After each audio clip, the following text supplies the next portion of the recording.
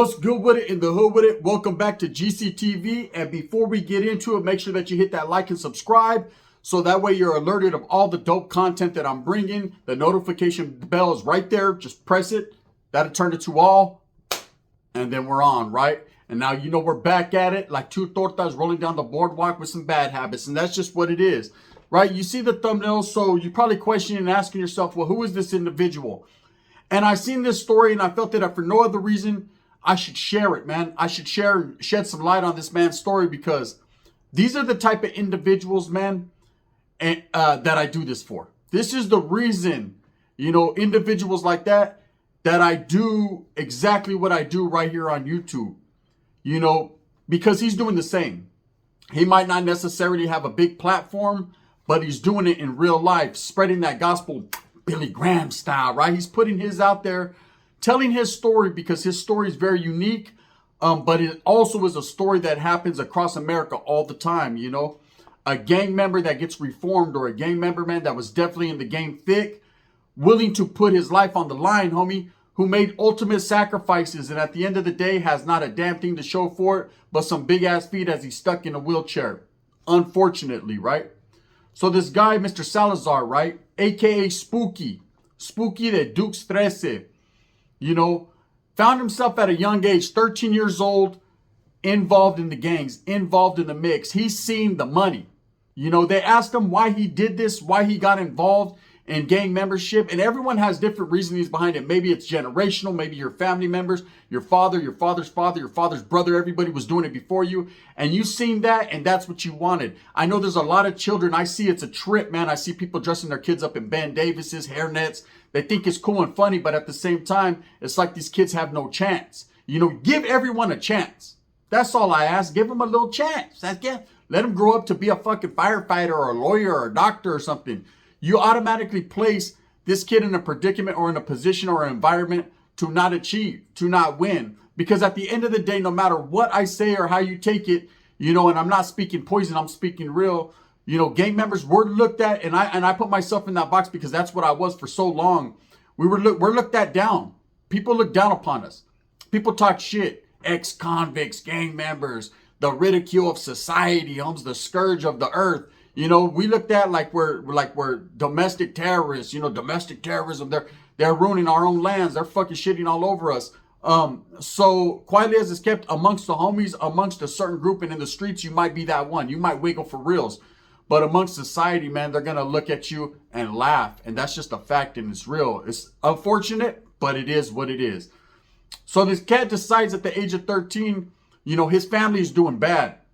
Now, I come from an impoverished state. I come from the unfortunate event of getting welfare and food stamps and cockroaches and sabes que government cheese and the cans that just say puerco on them. I come from that.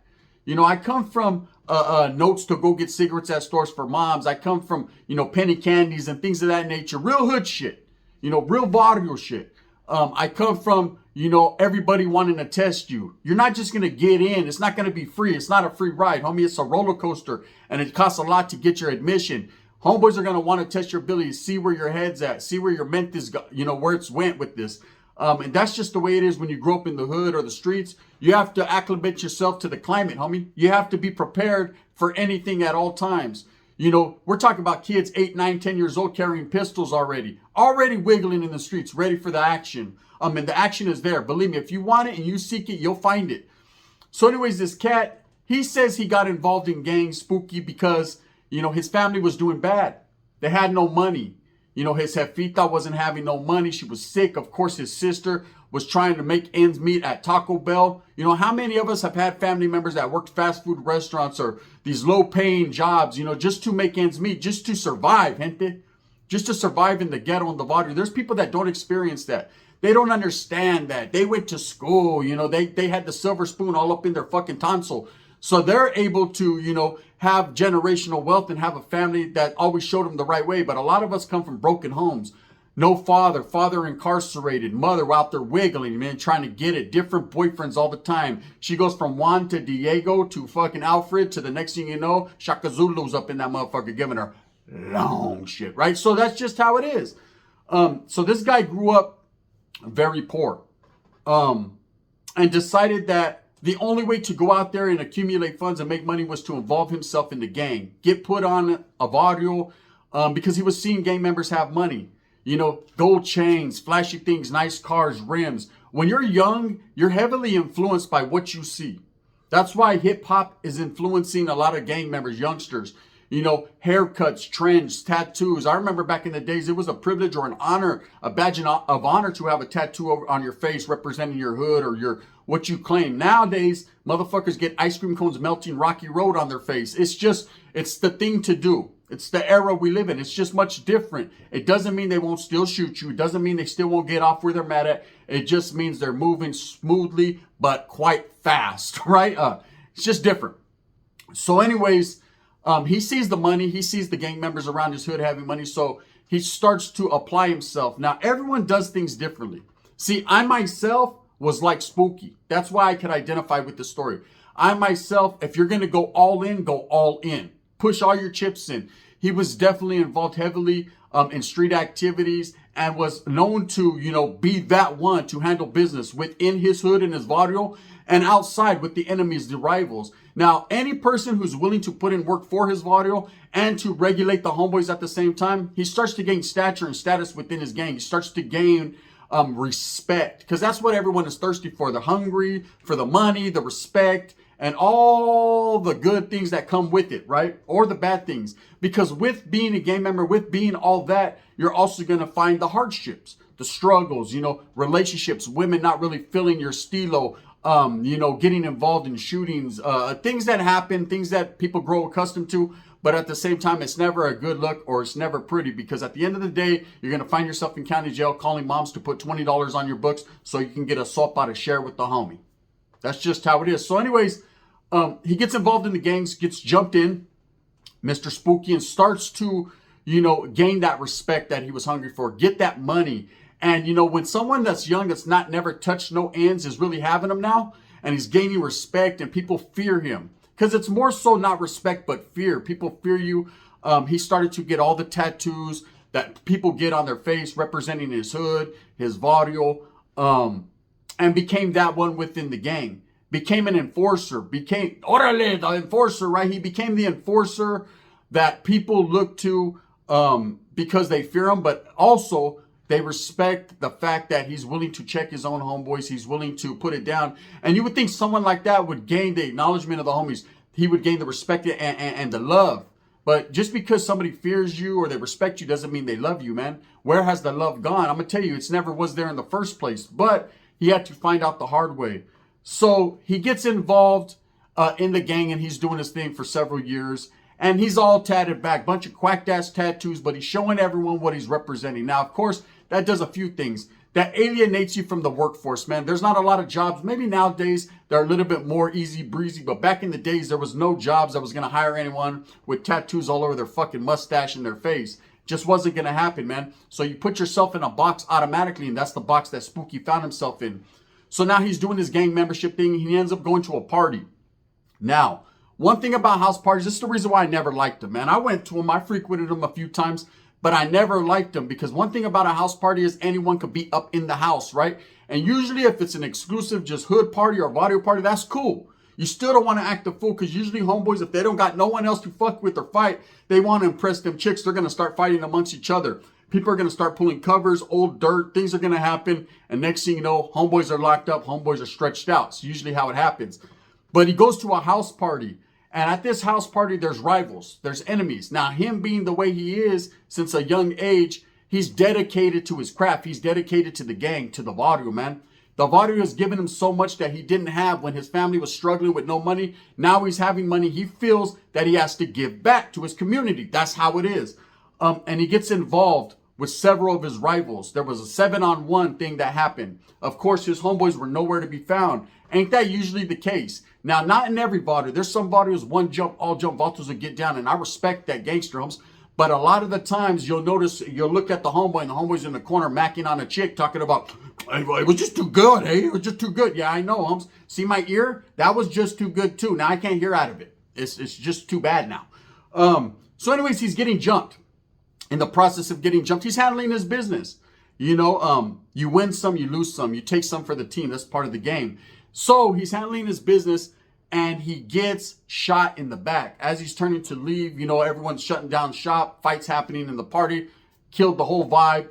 He turns around and he gets hit in the back. Okay? This one shot would change his life. This one shot would open up his eyes. Sometimes it takes a drastic, something drastic in your life, or for you to hit rock bottom to agree or to understand that your life wasn't headed in the right direction. Well, Spooky's life definitely wasn't headed in that right direction. So as he gets shot, he's headed in one direction, and that's to the ground. He falls out, slips into a coma, comes out, and realizes he's paralyzed. And when you're paralyzed, homie, there is no get backs. That's it. You're one and done. How many homeboys do we have from our neighborhoods that are sitting in wheelchairs because they represented? How many homeboys do we have that continue to represent while sitting in them wheelchairs because they're used to making ultimate sacrifices? Well, that, just like being incarcerated on life or catching a body for the hood, that's called the ultimate sacrifice. Well, he made that. He gave his body, his breath, his blood for the hood. So now he's paralyzed. Okay? And continues the struggle, continues to maintain from the hood, realizes that even though he's paralyzed, he's still got to throw them hands. He's paralyzed from the waist down so he can still get it from the chest. Learns how to fight even sitting in that wheelchair. Learns how to represent that hood and that body with these hands because that's all he has left to give. And starts carrying around weaponry. Starts to carry guns around all the time. I remember back in the days in Merced, man, we had a homeboy Chapo from VMR, Barrio Merced Rifa, old school, very well-known OG from back in the days. Real ones know who I'm talking about. He always mobbed around with a chick pushing him. He always had a fine chick pushing him and always was pistoled up. Everybody knew what it was. And this vato was paralyzed from the neck down. He couldn't really wiggle like that, I believe. It's been a long time since I've seen Chops. He might have been from the waist down. But anyways, he was known to always have pistols. Always tote the pistol with them. And a lot of homeboys realize and recognize that and say, hey, if we put it on his cart, Holmes, if we put it on his wheelchair, if we get popped, if we get busted, apprehended, they can't say it's his. He can't grab it, right? So there was a lot of homeboys that took advantage of that situation. Eventually, man, that doesn't work out all the time. In Spooky's case, it definitely didn't work out. He got caught with the pistol and caught a federal charge, man, and ended up going to federal prison. Now imagine this. You're a homie. You're still part of the cause. You're still representing, homie, yet you're in a wheelchair. You can't bust down, do all the things the other homies do. You can't participate. If a riot cracks off, homes, what the fuck you gonna do, Way? You know what I mean? You can't really do too much. Now, I give nothing but respect and flowers for the individuals that participate and try. But this guy was in a bad situation where he really couldn't function like he felt he could or wanted to. So he does his time. And when he gets out, he realizes, man, it's time to get my shit together. There's really nothing more I can give to the hood. What more do they want from me? I've given my legs. I've given my everything. I've aspired to be that one, and I was. And he starts to notice that a lot of his homies start turning their back on him. A lot of his homeboys that were there back in the days when it was lovely. Oh, they were there when bottles were popping, humps, but they weren't there when people were popping, right? So now he starts to think, starts to reflect on his life and where the course that it's led him and how he wants to change. And now because he wants to change and he feels there's nothing more he can give, how homeboys are looking down on him, how they're making fun of him or clowning or calling him out of his name and calling him garbage and a piece of shit because he's no longer participating, going to the pads and kicking and drinking a pistol with them. So no, he's no good anymore. And he decides that he's going to fall back. He decides not because he's a bitch or a punk or doesn't have hands or isn't down for the audio, but he decides that he has nothing more to give. He feels that he's given everything he can and everything he should, and so he falls back from the gang. Of course, this doesn't look good. Now he's considered a dropout. He's considered garbage, a piece of shit, no good, not in great standings because he decided that there was nothing more he could do for the audio. No one was there when he got shot. No one was there to help him when he was getting jumped. No one was there to put money on his books when he was in the feds. No one was looking out for his familia while he was incarcerated. But now all of a sudden, if he doesn't participate and go kick it with the homie, then he's no good no more. So he decides to be no good no more. And he finds himself now, to this day, in a hospice. He's at a place now where he can't, he's with other paraplegics, other people that are in the same predicament as him, and he continues a struggle, but it's a different type of struggle. Now what this man does is he gives back to his community by voicing his story, letting youngsters and people know that are getting themselves involved and going down that wrong road, the story.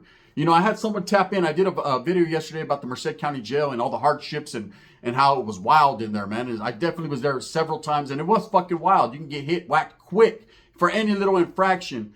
And someone left a comment, and I kind of chuckled about that comment because You know, I get a lot of hate and a lot of aggression headed towards my way, talking about I'm poisoning people, or I'm trying to turn people away from the gang, and I'm trying to get unity between two groups, North and South, and it ain't good. It ain't a good look, man.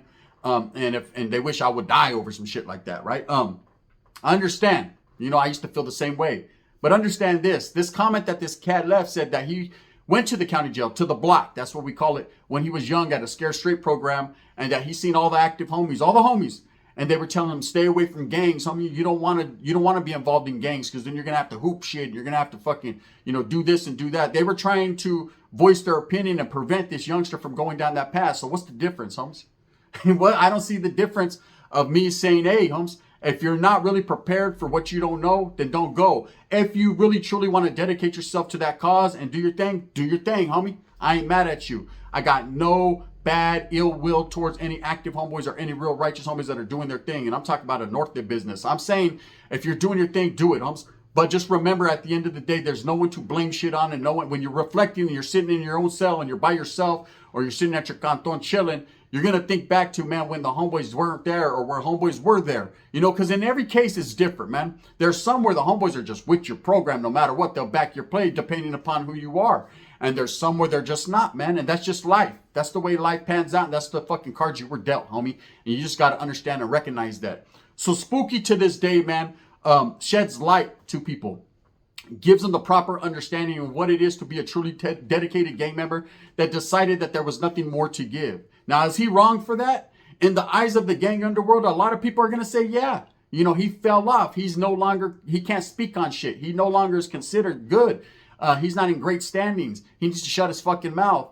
But I think, like he says, he's just trying to help one or two people. If he could stop someone from making the decision, you know, from making the decisions that he made, then maybe they don't have to end up going down the road that he does. You know, we're talking about a guy who lives in pain every night, takes several medications, all because he was dedicating himself to something. Yes, it was wrong at the time. He knew right from wrong. Every man does. But it doesn't mean you make the right choices all the time. Nobody is pura or perfect. Everybody, man, has a different mentality and a different way of thinking. You know, I believe that this guy Spooky from the Dukes definitely will forever, homes, should be respected and remembered as a real righteous soldado for his cause. And at the same time, I don't see nothing wrong with the little bump and grind. I don't see nothing wrong with what this guy is doing. You know, this guy is speaking for the betterment of people and trying to help the youth out. I believe that's a great cause and a good thing. And that's why I wanted to shed light on Spooky, the Dukes 13, because that vato right there definitely, man, might be considered by his own hood. It might be considered by a lot of people as no longer good. But in my eyes, he's great, man, because he's a great man making the right choices and the right moves now. When it's too late, maybe so. But if one kid listens, if one person listens and recognizes, you know, the words that he's spitting and pushing, then maybe that will change a life from, you know, and change a family's whole life. Because everything we do affects our families. See, we don't think like that. Oh, man, fuck all that, eh? You know what I mean? They know what it is. Yeah, they know what it is. But do you know what it is? That's the question I'm asking here. So anyways, with that being said, man, I just wanted to shed some light. Spookies from Duke 13. I thought his story was a crazy story, man. I thought that individual right there, you know, his words, he speaks, it's not melodramatic, man. It's not drama with him. It's just straight up. This is what it is. This is what I was part of.